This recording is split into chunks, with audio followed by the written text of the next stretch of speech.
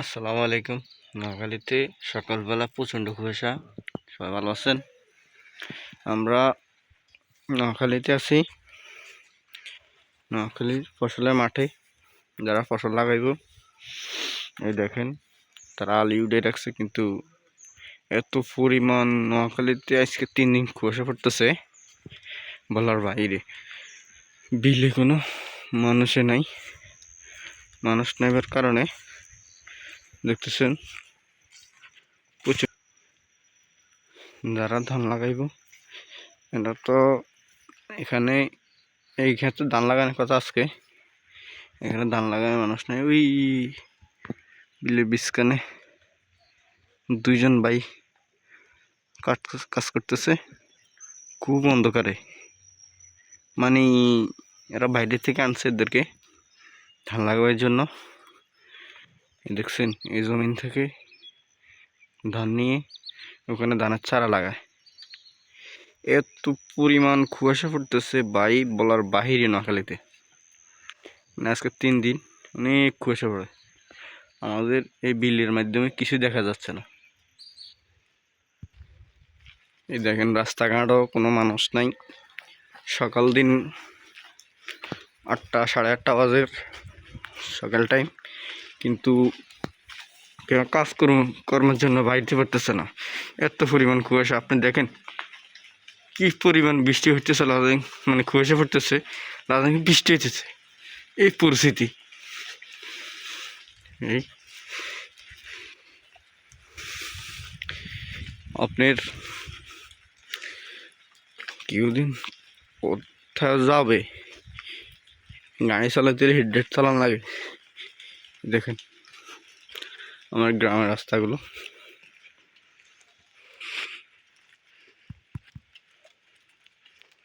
এরা কাজ করতেছে।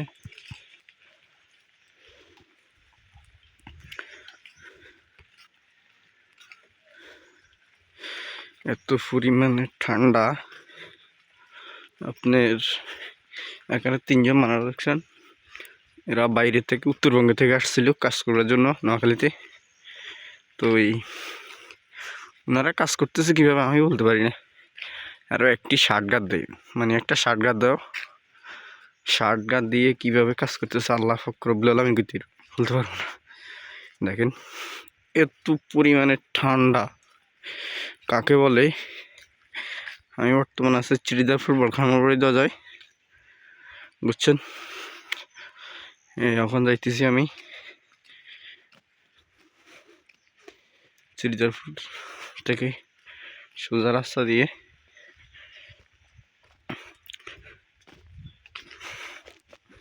বড়াজি বাড়ির দরজার দিকে যাইতেছি আমি।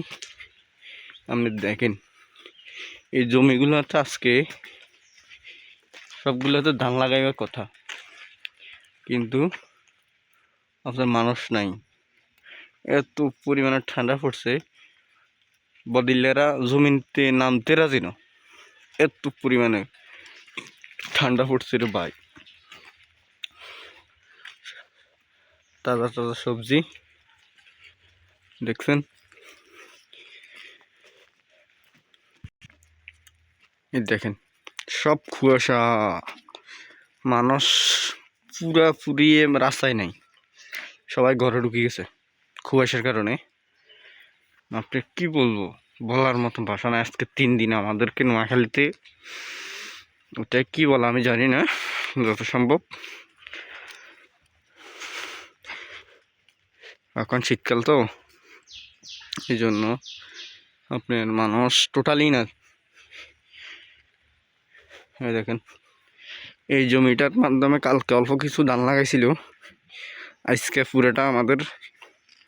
এটা আমার চাষা জমি, ওই চাষার লোক ছিল 3জন, একজনও আজকে জমিনে নামবে না। এরা বলছে ফেরাফাট, মানে কাজ করতে পারতো না এই ঠান্ডার ভিতরে। সূর্য নাই, মানে প্রচণ্ড ঠান্ডা কাকে বলে। আপনার ঠান্ডার জন্য আপনি কিছুই দেখবেন না।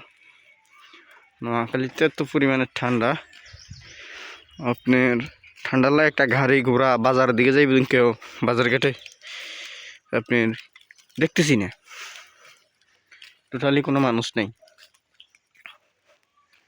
দেখেন এই জমিগুলোতে ধান লাগাবার কথা, এ আর একটা জমি, ওই লগে জমিনও নামতো না, এই জমিনও নামতো না, বুঝছেন?